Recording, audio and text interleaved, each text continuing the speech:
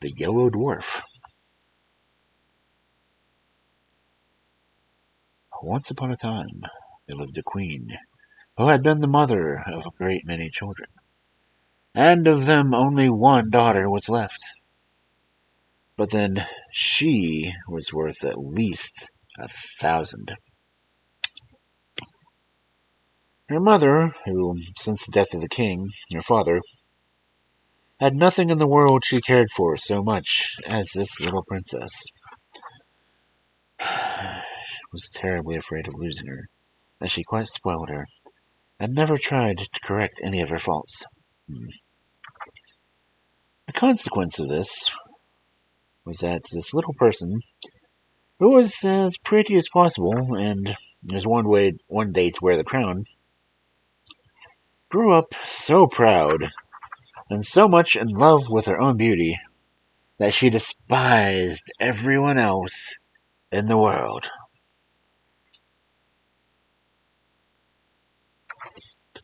The queen, her mother, by her caresses and flatteries, helped to make her believe that there was nothing too good for her. She was dressed almost always in the prettiest frocks, as a fairy, or as a queen going out to hunt, and the ladies of the court followed her dressed as forest fairies.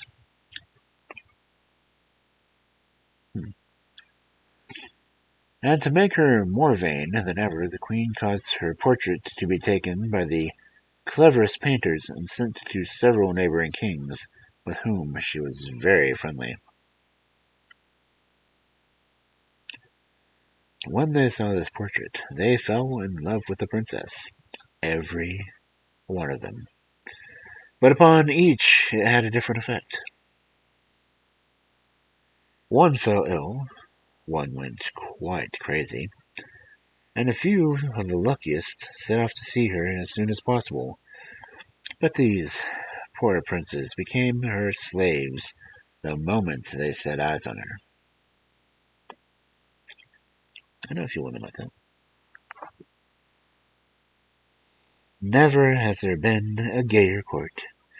20 delightful kings did everything they could think of to make themselves agreeable. And after having spent ever so much money and giving a single entertainment, thought themselves very lucky if the princess said, "That's pretty." All this admiration vastly pleased the queen. Not a day passed but she received 7,000 or 8,000 sonnets, and as many elegies, madrigals, and songs, which were sent by all the poets in the world. All the prose and the poetry that was written just then, all about Bellissima, for that was the princess's name, and all the bonfires that had been made of these verses, which crackled and sparkled better than any sort of wood, which is why there's no record of them. Bellissima was already 15 years old, and every one of the princes wished to marry her, but no one dared say so. How could they, when they knew that any of them might have cut off his head 5 or 6 times a day just to please her? And she would have thought it a mere trifle, so little did she care. You may imagine how hard-hearted her lovers thought her, and the queen, who wished to see her married, did not know how to persuade her to think of it seriously. Teenage girls. "Bellissima," said she, "I do wish you would not be so proud. What makes you despise all these nice kings? I wish you to marry one of them, and you do not try to please me." "I am so happy," Bellissima answered. "Do leave me in peace, madam. I don't want to care for anyone." "But you would be very happy with any of these princes," said the queen, "and I shall be very angry if you fall in love with anyone who is not worthy of you." But the princess thought so much of herself that she did not consider one of her lovers clever or handsome enough for her. And her mother, who was getting really angry at this determination, was not to be married, beginning to wish that she had not allowed her to have her own way so much. Spoiled brat. At last, not knowing what else to do, she resolved to consult a certain witch who was called the Fairy of the Desert. Now, this was very difficult to do, as she was guarded by some terrible lions. But happily the queen had heard a long time before that whoever wanted to pass these lions safely must throw them cake made of millet flour, sugar candy, and crocodile's eggs. Sounds delicious. This cake she prepared with her own hands, and putting it in a little basket, she set out to seek the fairy. But as she was not used to walking far, she soon felt very tired and sat down at the foot of a tree to rest, and presently fell asleep. When she awoke, she was dismayed to find her basket empty. The cake was all gone. And to make matters worse, at that moment she heard the roaring of great lions, who had found out that she was near and were coming to look for her. "What shall I do?" she cried. "I shall be eaten up." And being so frightened to run a single step, she began to cry, and leaned against the tree under which she had been asleep. Just then, she heard a voice from someone say, "Hmm, hmm." She looked all around her, and then up in the tree, and there she saw a tiny little man who was eating oranges. Tasty. "Oh, Queen," said he, "I know you very well, and I know how much afraid you are of lions, and you are quite right, too, for they have eaten many other people. And what can you expect, as you have not any cake to give them?" "I must make up my mind to die," said the poor queen. "Alas, I should not care so much if only my dear daughter were married." "Oh, you have a daughter?" cried the Yellow Dwarf, who was called so because he was a dwarf and he had a yellow face and lived in an orange tree. Because fairy tale names. Yeah. "I'm really glad to hear that, for I've been looking for a wife all over the world. Now, if you will promise that she shall marry me, not one of the lions, tigers, or bears shall touch you." "Oh my." The queen looked at him, and was almost as much afraid of his ugly little face as she would have been of the lions before, so that she could not speak a word. "What? You hesitate, madam?" cried the wolf. Not the wolf. The dwarf. Not a wolf. Not a wolf at all. You must be very fond of being eaten up alive." No comment. And as he spoke, the queen saw the lions, which were running down the hill towards them. Each one had 2 heads, 8 tails, and 4 rows of teeth, and their skins were as hard as turtle shells and were bright red. Yeah, I'm worried about those lions. At this dreadful sight, the poor queen, who was trembling like a dove when it sees a hawk, cried out as loud as she could, "Oh, dear Mr. Dwarf, Bellissima shall marry you." "Oh, indeed," he said disdainfully. "Bellissima is pretty enough, but I don't particularly want to marry her. You can keep her." "Oh, noble sir," said the queen in great distress, "do not refuse her. She is the most charming princess in the world." "Oh, well," he replied, "out of charity I will take her. But be sure and don't forget that she is mine." As he spoke, a little door opened in the trunk of the orange tree. The queen rushed in, only just in time. The door shut with a bang, and the lions' faces. The queen was so confused that at first she did not notice another little door in the orange tree. But presently it opened, and she found herself in a field of thistles and nettles. It was encircled by a muddy ditch, and a little further on was a tiny thatched cottage, out of which came the Yellow Dwarf, with a very jaunty air. He wore wooden shoes and a little yellow coat, and he had no hair and very long ears. He looked altogether a shocking little object. "I am delighted," said he. No, said the wrong voices. "I am delighted," said he to the queen, "that you are to be my mother-in-law. You should see the little house in which your Bellissima will live with me. With these thistles and nettles she can feed a donkey, which she can ride wherever she likes. Under this humble roof no weather can hurt her. She will drink the water from this brook and eat frogs. Frogs? Which grow very fat around here. And then she will have me with her always, handsome, agreeable, and gay as you see me now. For if her shadow strays by her more closely than I do, I shall be surprised."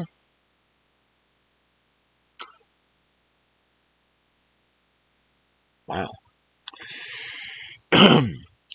The unhappy queen, seeing all at once what a miserable life her daughter would have with this dwarf, could not bear the idea, and fell down insensible without saying a word. When she revived, she found, to her great surprise, that she was lying down in her own bed at home, and, what was more, that she had on the loveliest lace nightcap that she had ever seen in her life. At first she thought all of her adventures, the terrible lions, her promise to the Yellow Dwarf that he should marry Bellissima, had all been a dream. Well, a nightmare. But there was the new cap with its beautiful ribbon and lace to remind her that it was all true, which made her so unhappy that she could neither eat, drink, nor sleep thinking about it. The princess, who, in spite of her willfulness, really loved her mother with all her heart, was much grieved when she saw her looking so sad, and often asked her what was the matter. But the queen, who didn't want her to find out the truth, only said that she was ill, or that some of the neighbors were starting to make war against her. Bellissima was quite well, knowing something had been hidden from her, and that neither of these was a real reason that the queen's uneasiness. So she made up her mind that she should go and consult the Fairy of the Desert about it, especially as she had often heard how wise she was, and she thought that at the same time she might ask her advice as to whether or not she would be married. So, with great care, she made some of the proper cake to pacify the lions, and one night went up to her room very early, pretending that she was going to bed. Instead of that, she wrapped herself in a long white veil and went down to the secret staircase and set off, all by herself, to find the witch. Excuse me, she's a fairy. But when she got as far as the same fatal orange tree, and saw it covered with flowers and fruit, she stopped and began to gather some of the oranges, and then, putting down her basket, she sat down to eat them. But when it was time to go on again, the basket had disappeared, and, though she looked everywhere, not a trace of it could be found.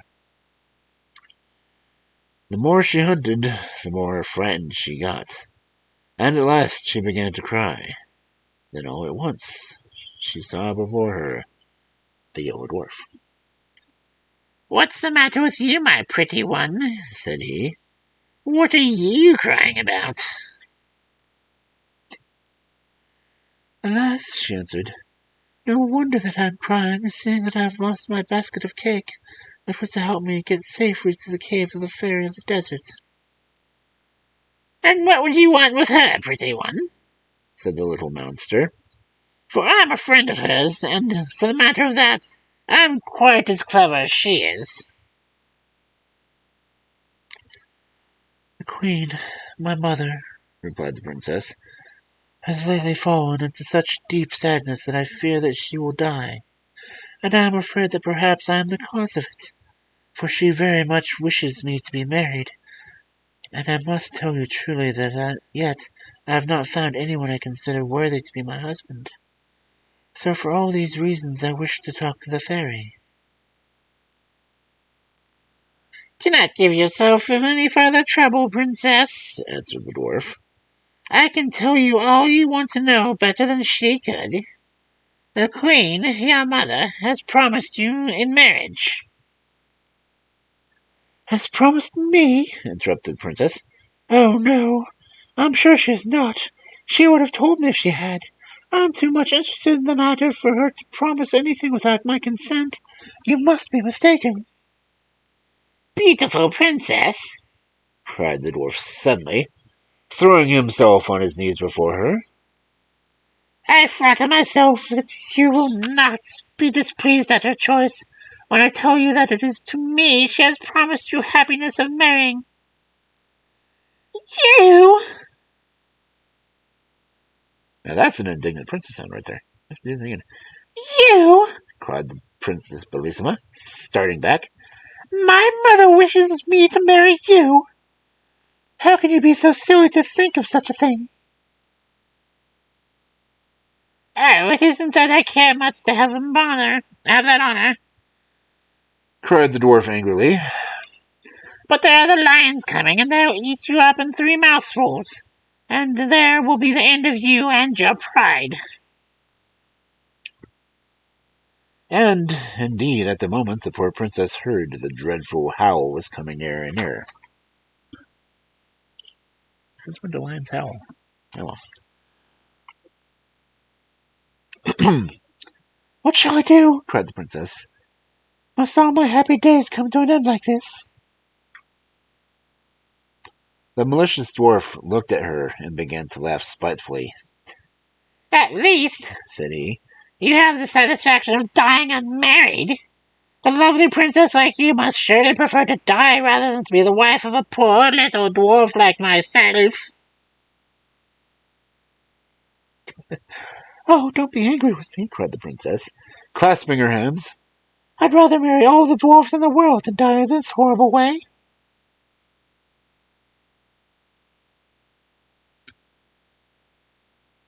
That'd be a lot of dwarfs. Look at me well, princess, before you give me your word, said he. I don't want you to promise me in a hurry. Oh, cried she, the lions are coming. I have looked at you enough. I am so frightened. Save me this minute, or I shall die of terror. Indeed, as she spoke, she fell down insensible. And when she recovered, she found herself in her own little bed at home. How she got there, she could not tell. But she was dressed in the most beautiful lace and ribbons, and on her finger was a little ring, made of a single red hair, which fitted so tightly that, try as she might, she could not get it off. When the princess saw all these things and remembered what had happened, she, too, fell into the deepest sadness, which surprised and alarmed the whole court, and the queen more than anyone else. 100 times she asked Bellissima if anything was the matter with her, but she always said that there was nothing. At last, the chief of men of the kingdom, anxious to see their princess married, sent to the queen to beg her to choose a husband for her as soon as possible. She replied that nothing would please her better, but that her daughter seemed so unwilling to marry, and she recommended them to go and talk to the princess about it themselves. And this they did at once. Now, Bellissima was much less proud since her adventure with the Yellow Dwarf, and she could not think of a better way of getting rid of the little monster than to marry some powerful king. Therefore, she replied to the request much more favorably than they had hoped, saying that, though she was very happy as she was, still, to please them, she would consent to marry the king of the gold mines. Now, he was a very handsome and powerful prince. He had been in love with the princess for years, but had not thought that she would ever care about him at all.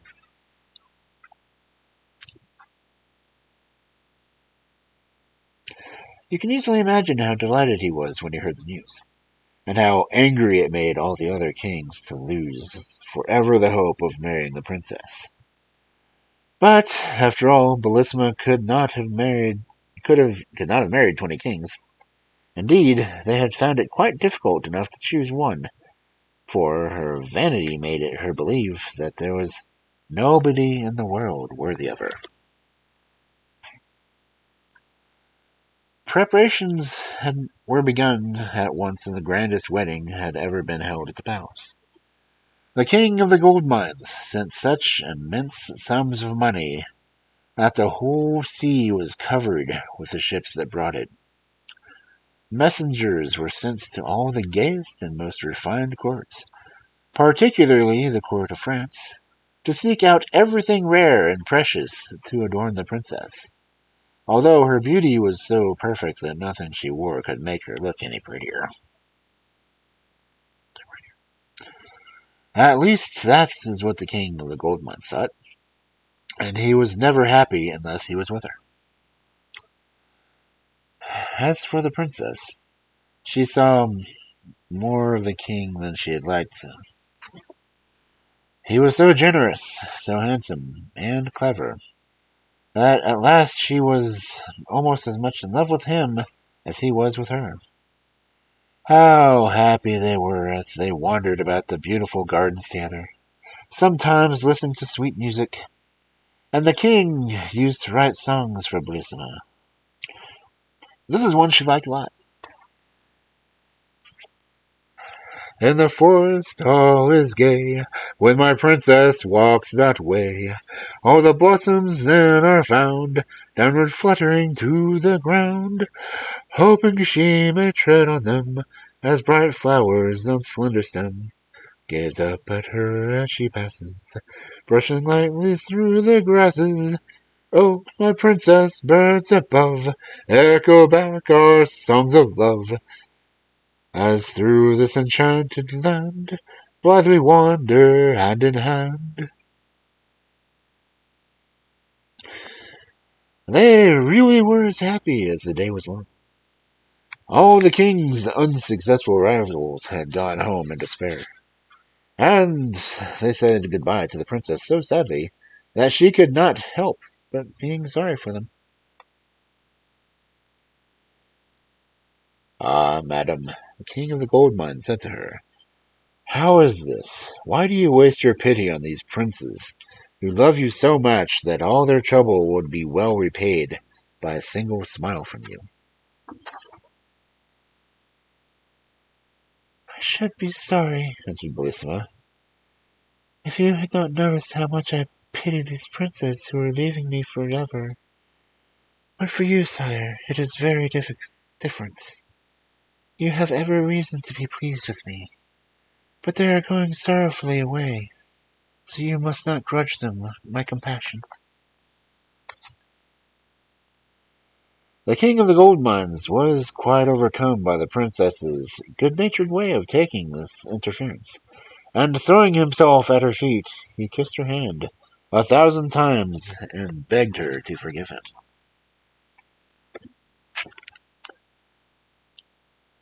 At last the happy day came. Everything was ready for Bellissima's wedding. The trumpets sounded! All the streets of town were hung with flags and strewn with flowers, and the people ran in crowds to the great square before the palace. The queen was so overjoyed that she hardly had been able to sleep at all, and she got up before it was light to give the necessary orders, and to choose the jewels that the princess was to wear. These were nothing less than diamonds, even to her shoes, which were covered in them. And her dress was silver brocade, and embroidered with a dozen of the sun's rays. You may imagine how much these had cost, but then nothing could have been more brilliant except the beauty of the princess. Upon her head she wore a splendid crown, her lovely hair weaved nearly through it, and her stately figure could easily be distinguished among the ladies who had attended her. Because, damn, she hot. The king of the gold mines was not less noble or splendid.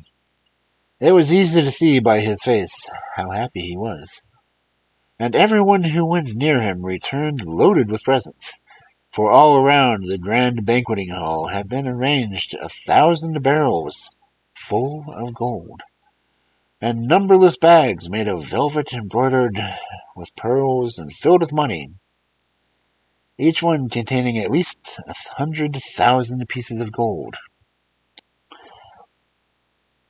which were to be given away at everyone who liked to hold out his hand, which numbers of people hastened to do, you may be sure. Indeed, some found this by far the most amusing part of the wedding festivities. The queen and the princess were just ready to set out with the king when they saw, advancing toward them from the end of the long gallery, 2 great basilisks, dragging after them a very badly made box. Behind them came a tall old woman, whose ugliness was even more surprising than her extreme age. She wore a ruff of black taffeta, a red velvet hood, and a farthingale all in rags. And she leaned heavily upon a crutch.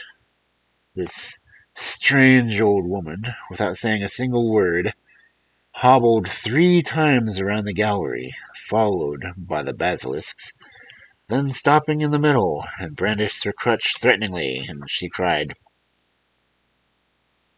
"Ho, Queen! Ho, ho, Princess! Do you think you are going to break the impunity of the promise you made to a friend, my sweet Yellow Dwarf? I am the fairy of the desert. Without the Yellow Dwarf and his orange tree, my great lions would soon have eaten you up. I can tell you that in Fairyland we do not suffer ourselves to be insulted like this. Make up your minds at once what you will do, for I vow that you shall marry the Yellow Dwarf. If you don't, I may burn my crutch." Princess," said the queen, weeping, "what is it I hear? What have you promised?" "Ah, my mother," replied Bellissima, "what did you promise yourself?" The king of the gold mines, indignant at being kept from happiness by this wicked old woman, went up to her, and threatening her with his sword, said, "Get away out of my country at once, and forever, miserable creature, lest I take your life, and so rid myself of your malice." He had hardly spoken these words when the lid of the box fell back to the floor with a terrible noise, and to their horror out sprang the Yellow Dwarf, mounted upon a great Spanish cat. "Rash youth," he cried, rushing between the fairy of the deserts and the king. "Dare you lay a finger upon my illustrious fairy friend? Your quarrel was with me only. I am your enemy and your rival. That faithless princess who would have married you is promised to me. See if she has not upon her finger a ring made only of one of my hairs. Just try to take it off, and you will soon find out that I am more powerful than you are." "Wretched little creature," said the king, "do you dare call yourself the princess's lover, and to lay claim to such a treasure? Do you know that you are a dwarf? that you are so ugly that one cannot bear to look at you, and that I should have killed you myself long before this if you had been worthy of such a glorious death. The Yellow Dwarf, deeply enraged at these words, set spurs to his cat, which yelled horribly, Meow! and leaped hither and thither, terrifying everyone except the brave king, who pursued the dwarf closely until he, drawing a great knife with which he was armed, challenged the king to meet him in single combat, and rushed down to the courtyard of the palace with a terrible clatter. The king, quite provoked, followed him hastily, but they had hardly taken their places facing one another, and the whole court had only time to rush down upon the balconies to watch what was going on. Then suddenly the sun became as red as blood, and it was so dark that they could scarcely see at all. Thunder crashed, and lightning seemed as if it must burnt up everything. The two basilisks appeared, one on each side of the bad dwarf.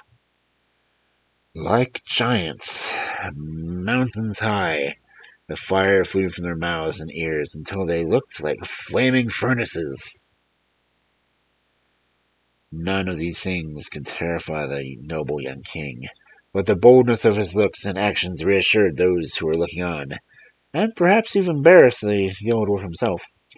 But even his courage gave way when he saw what was happening to his beloved princess. For the fairy of the desert, looking more terrible than before, mounted upon a winged griffin, and with long snakes coiled around her neck, had given her such a blow with the lance she carried that Princess Bellissima fell into the queen's arms, bleeding and senseless. Her fond mother, feeling as much hurt by the blow as the princess herself, uttered such piercing cries and lamentations that the king, hearing them, entirely lost his courage and presence of mind. Giving up the combat, he flew towards the princess, to rescue or to die with her. But the Yellow Dwarf was too quick on him. Leaping with his Spanish cat upon the balcony, he snatched Bellissima from the queen's arms, and before any of the ladies of the court could stop him, he had sprung upon the roof of the palace and disappeared with his prize. The king, motionless with horror, looking on despairingly at the dreadful occurrence, which he was quite powerless to prevent, and to make matters worse, his sight failed him. Everything became dark, and he felt himself carried along through the air by a strong hand. This new misfortune was the work of the wicked fairy of the desert, who had come with a Yellow Dwarf to help him carry off the princess, and had fallen in love with the handsome young king of the gold mines directly as she saw him. She thought that if she carried him off to some frightful cavern and chained him to a rock, then the fear of death might make him forget Bellissima and become her slave. So, as soon as they reached the place, she gave him back his sight, but without releasing him from his chains, and by her magic power she appeared before him as a young and beautiful fairy, and pretended to have come there quite by chance. "What do I see?" she cried. "Is it you, dear prince? What misfortune has brought you to this dismal place?" The king, who was quite deceived by her altered appearance, replied, "Alas, a beautiful fairy! The fairy who brought me here first took away my sight, but by her voice I recognized her as the fairy of the desert, though what she could have carried me off for I cannot tell you." "Ah," cried the pretended fairy, "if you have fallen into her hands, you won't get away until you have married her. She has carried off more than one prince like this, and she will certainly have anything she fancies too." While she was thus pretending to be sorry for the king, he suddenly noticed her feet, which were like those of a griffin, and knew in a moment that this must be the Fairy of the Desert, for her feet were one thing she could not change, however pretty she might make her face. Without seeming to have noticed anything, he said, in a confidential way, "Not that I have a dislike for the Fairy of the Desert, but I really cannot endure the way that she protects the Yellow Dwarf and keeps me chained here like a criminal. Is it true that I love the charming princess? But if the fairy should set me free, my gratitude would oblige me to love her only." "Do you really mean what you say, Prince?" said the fairy, quite deceived. "Surely," replied the prince. "How could I deceive you? You see, it is so much more flattering to my vanity to be loved by a fairy than by a simple princess. But even if I am dying for love of her, I shall pretend to hate her until I am set free." The Fairy of the Desert, quite taken by these words, resolved at once to transport the prince to a pleasanter place. So, making him mount her chariot, to which she had harnessed swans instead of the bats which generally flew, she flew away with him. But imagine the distress of the prince from the giddy height at which they were rushing through the air. He saw his beloved princess in a castle built of polished steel, the walls of which reflected the sun's rays so hotly that no one could approach it without being burnt to a cinder. Bellissima was sitting in a little thicket by a brook, leaning her head upon her hand and weeping bitterly. Just as they had passed, she looked up and saw the king and the Fairy of the Desert. Now the fairy was so clever that she could not only be seen beautiful to the king, but even the poor princess thought of her as the most lovely being she had ever seen. "What!" she cried. "Was I not unhappy enough in this lonely castle to which the frightened yellow dwarf has brought me? Must I also be made to know that the king of the gold mines ceased to love me as soon as he lost sight of me? But who can my rival be, whose fatal beauty is greater than mine?" Good turn. While she was saying this, the king, who really loved her as much as ever, was feeling terribly sad at being so rapidly torn away from his beloved princess. But he knew too well how powerful the fairy was to have any hope of escaping her, except by great patience and cunning. This is a long story. The Fairy of the Desert had also seen Bellissima, and she tried to read in the king's eyes the effect that this unexpected sight had upon him. "No one can tell you what you wish to know better than I can," said he. "This chance meeting with an unhappy princess for whom I once had a passing fancy, before I was lucky enough to meet you, has affected me a little, I admit, but you are so much more to me than she is that I would rather die than leave you." "Oh, Prince," said she, "I can believe that you really love me so much." "Time will show, madam," replied the king. "But if you wish to convince me that you have some regard for me, do not, I beg of you, refuse to aid Bellissima." "Do you know what you are asking?" said the Fairy of the Desert, frowning and looking at him suspiciously. "Do you want me to employ my art against the Yellow Dwarf, who is my best friend, and to take away from him the proud princess whom I can but look upon as my rival?" The king sighed, but made no answer. Indeed, what was there to be said to such a clear-sighted person? At last they reached a vast meadow, gay with all sorts of flowers. A deep river surrounded it, and many little brooks murmured softly under the shady trees. There was always cool and refreshing. A little way off stood a splendid palace, the walls of which were of transparent emeralds. What does? As soon as the swans which drew the fairy's chariot had alighted under a porch which was paved with diamonds and had arches of rubies, they were greeted on all sides by thousands of wonderful beings, who came to meet them joyfully, singing these words. When love with all the heart would reign, useless to strive against him 'tis.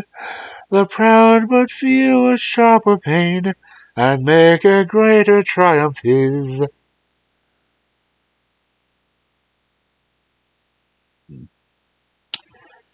The fairy of the desert was delighted to hear them sing of her triumphs. She led the king into the most splendid room that can be imagined, and left him alone for a little while, just that he might not feel that he was a prisoner. But he felt sure that she was not really gone quite away, but was watching him from some hiding place.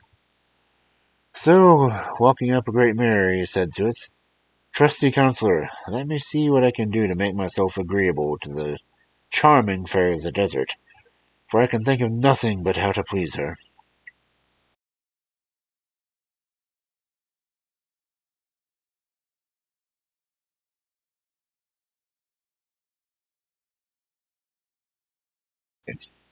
The fairy came back so delighted that she could not conceal her joy.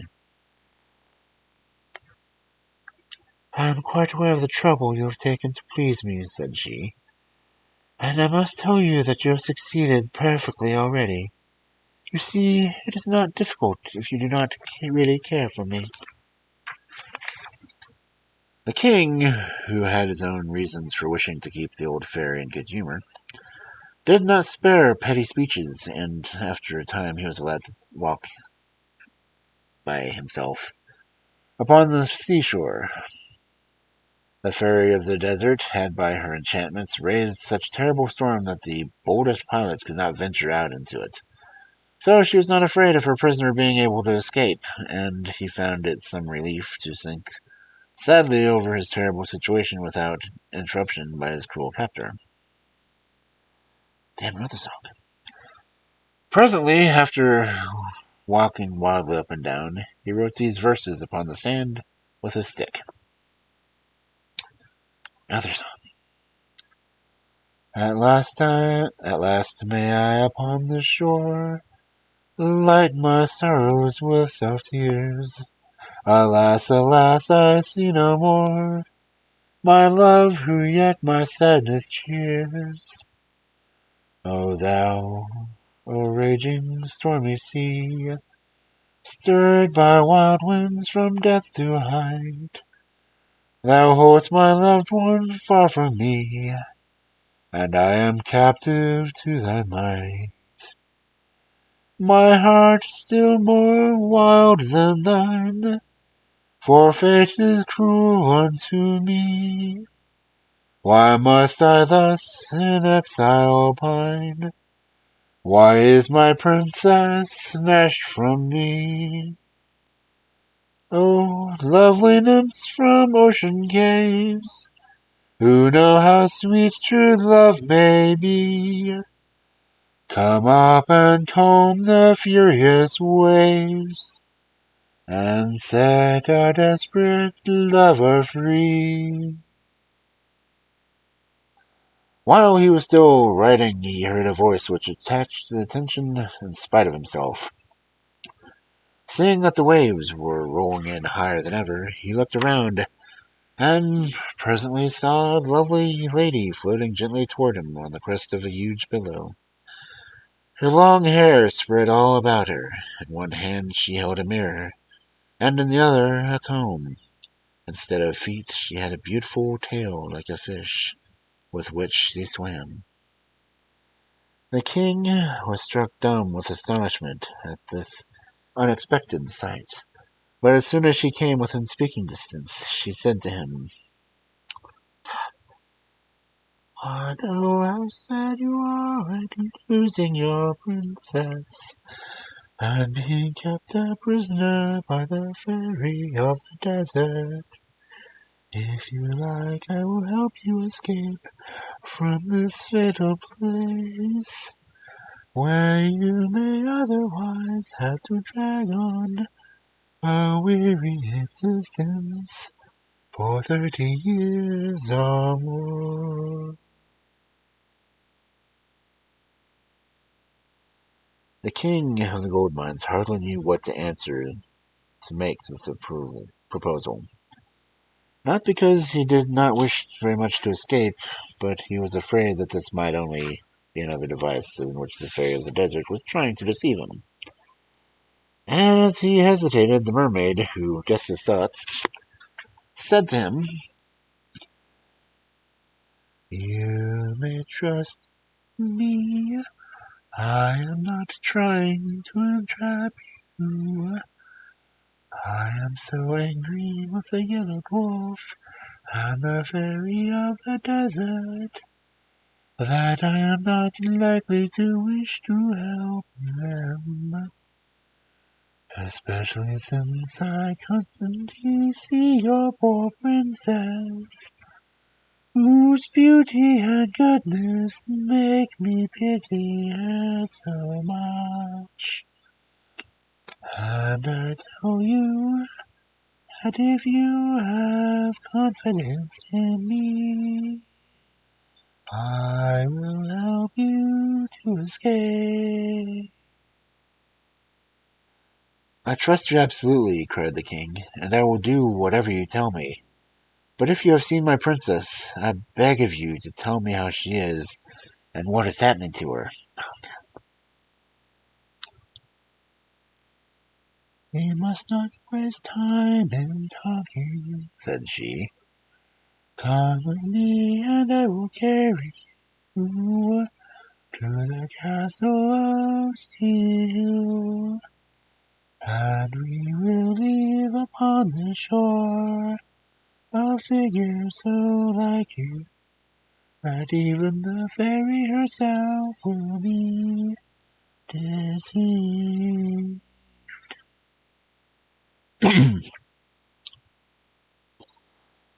So saying, she quickly collected a bundle of seaweed and, blowing it 3 times,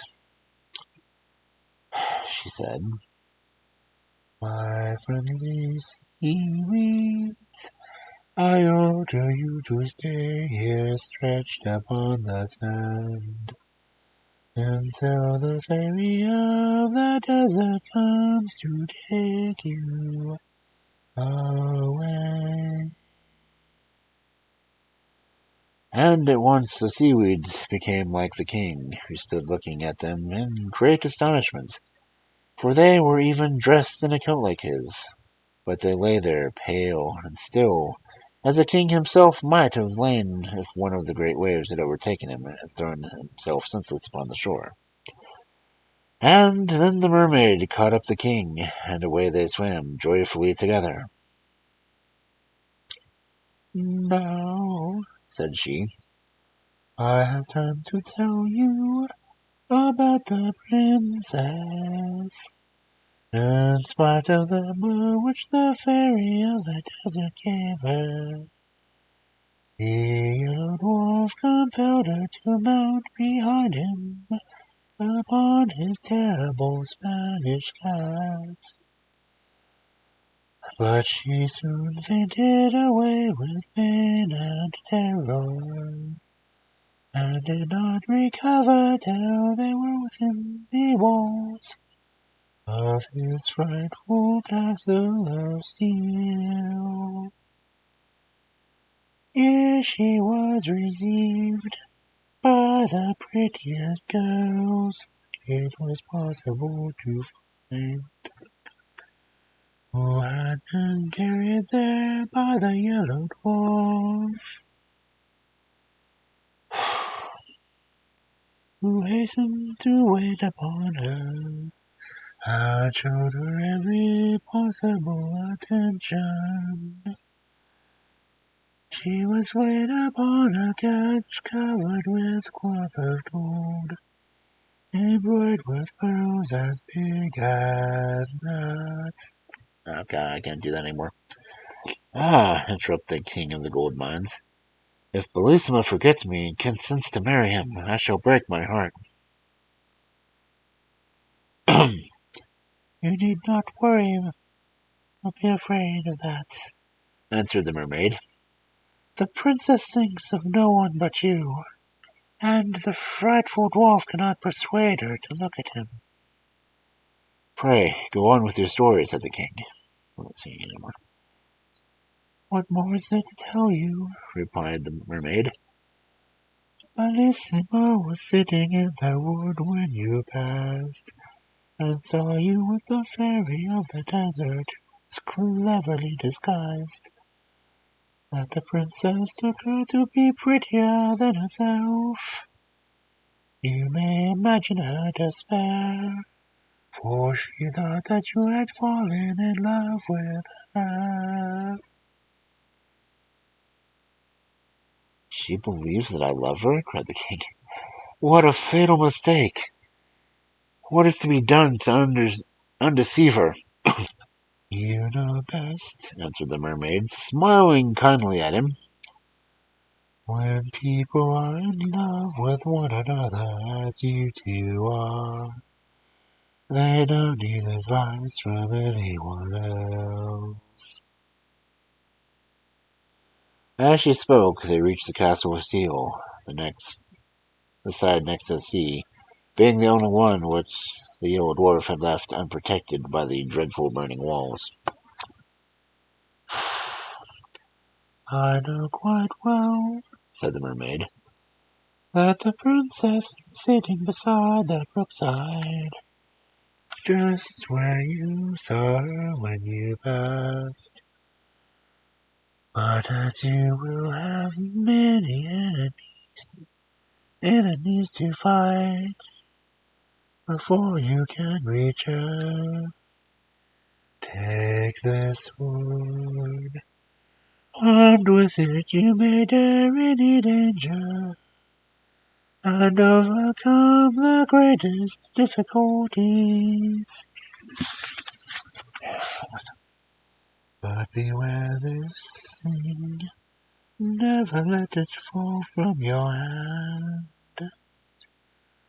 Farewell, I will wait by that rock if you need me to help, carrying you off with your beloved princess. I will not fail you, for the queen, her mother, is my best friend, and it was for her sake that I was sent to rescue you. What? So, saying, she gave the king a sword made from a single diamond, which was more brilliant than the sun. He could not find words to express his gratitude, but he begged her to believe that he fully appreciated the importance of her gift. It would never forget her help and kindness. We must now go back to the Fairy of the Desert. When she found that the king did not return, she hastened out to look for him, and reached the shore with 100 of the ladies of her train, loaded with splendid presents for him. Some carried baskets of diamonds, others golden cups of wonderful workmanship, and amber, coral, and pearls. Others, again, balanced upon their heads bales of the richest and most beautiful stuffs, while the rest brought fruit and flowers, and even birds. But what was the horror of the fairy who followed this gay troop? When she saw, stretched upon the sands, the image of the king, which the mermaid had made with the seaweeds. Struck with astonishment and sorrow, she uttered a terrible cry and threw herself down beside the pretended king, weeping and howling, and calling upon her 11 sisters, who were also fairies, and who came to her assistance. But they were all taken by the image of the king, for as clever as they were, the mermaid was still cleverer, and all they could do was to help the Fairy of the Deserts to make a wonderful monument over what they thought was the grave of the king of the gold mines.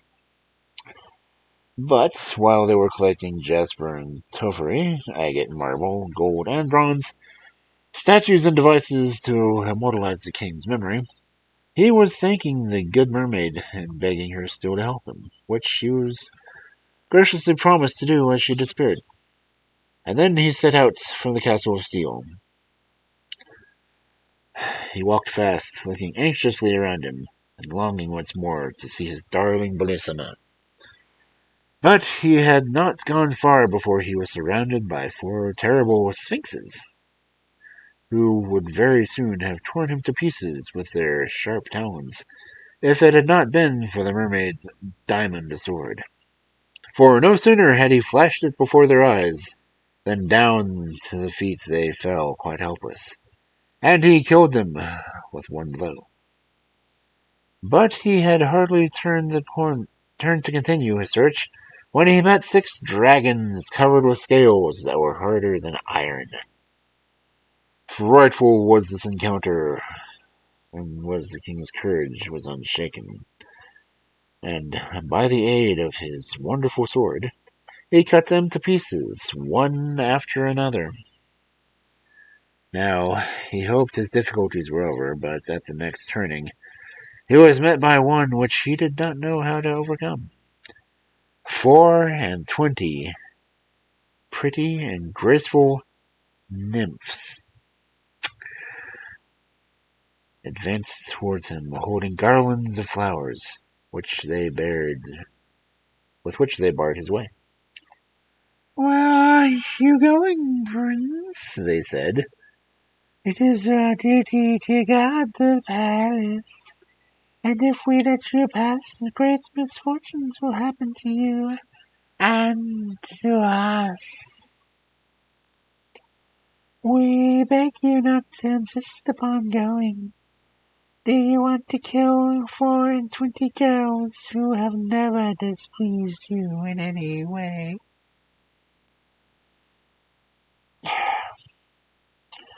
The king did not know what to say or do. It went against his ideas as a knight to do anything to a lady begged him not to do. But as he hesitated, a voice in his ear said, "Strike, strike, do not spare, or your princess is lost forever." So, without a reply to the nymphs, he rushed forward instantly, breaking their garlands and scattering them in all directions. And then he went on, without further hindrance, to the little woods where he had seen Bellissima. She was seated by the brook, looking pale and weary when he reached her, and he would have thrown himself down at her feet, but she drew herself away from him with much indignation, as if he had been the Yellow Dwarf. "Ah, Princess," he cried, "do not be angry with me. Let me explain everything. I am not faithless or to blame for what has happened. I am a miserable wretch who has displeased you without being able to help myself." "Ah," cried Bellissima, "did I not see you flying in there with the loveliest being imaginable? Was that against your will?" "Indeed it was, Princess," he answered.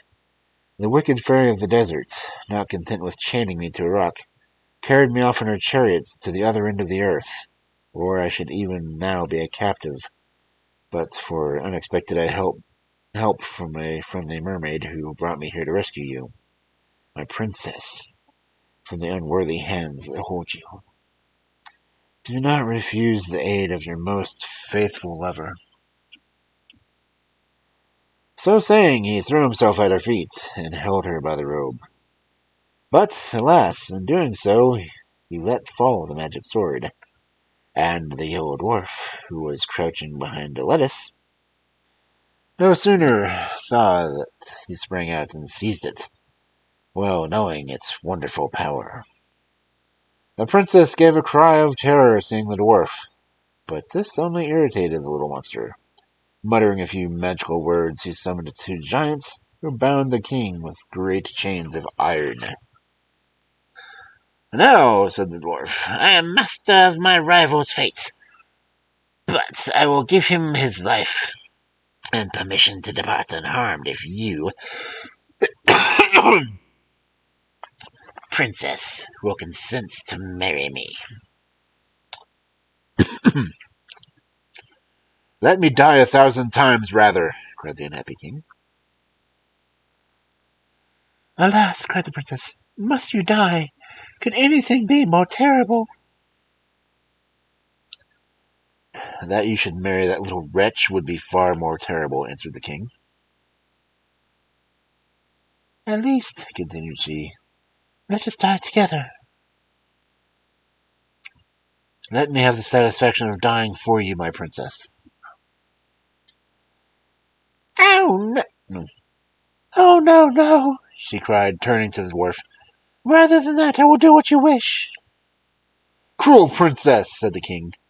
Would you make my life horrible to me by marrying another before my eyes?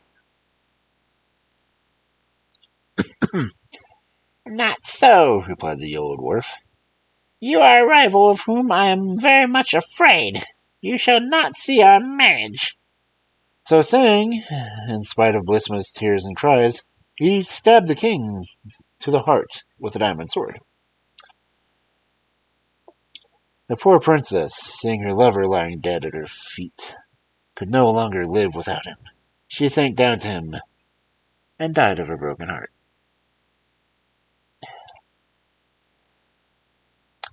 So ended the unfortunate lovers, whom not even the mermaid could help, because all this magic power had been lost with the diamond sword. As to the wicked dwarf,